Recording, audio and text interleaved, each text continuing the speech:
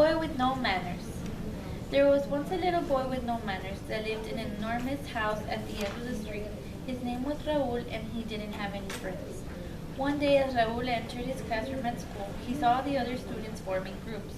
He quickly interrupted Miss Benavides as she was giving some announcements and asked her what was going on. Raúl, you know it's rude to interrupt, said Miss Benavides. Now go to your seat and wait for me to finish giving the instructions. Ms. Benavides then told Raúl in which group he was going to be in and gave the class instructions on being very careful with the chemicals that they were going to be using for the science experiment. Now class, remember to wait for your turn when handling the chemicals. If you have any questions, raise your hand and I'll go around to help you out, said Ms. Benavides. Being as impatient as he was, Raúl immediately grabbed the beakers and started filling them up with different chemicals. Raúl, don't do that, said Michael. You're supposed to wait for your turn.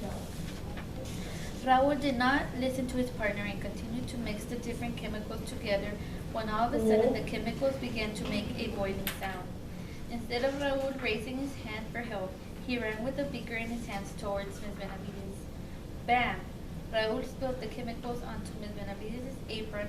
Ms. Benavides quickly ran to the water faucet and took her apron off. She washed and rinsed her hands with soap so that the chemicals that had gotten on her hands would wash away. The class stood in shock as Ms. Benavides cleaned herself up after the spill. Ms. Benavides then took Raúl outside of the classroom to have a word with him. You know, Raúl, what you did could have caused a serious accident. We're lucky nothing bad happened to you or me, she said. I'm sorry, said Raúl. From now on, you have to learn to listen to instructions and use your manners when working with others, Ms. Benavides said. You have to wait for your turn and listen to your group members. After that day, Raúl changed his ways and began to listen to Ms. Benavides. He no longer interrupted class, he waited for his turn and began to use his manners all the time. Raúl learned that having manners made him become a better person and made him a lot of friends.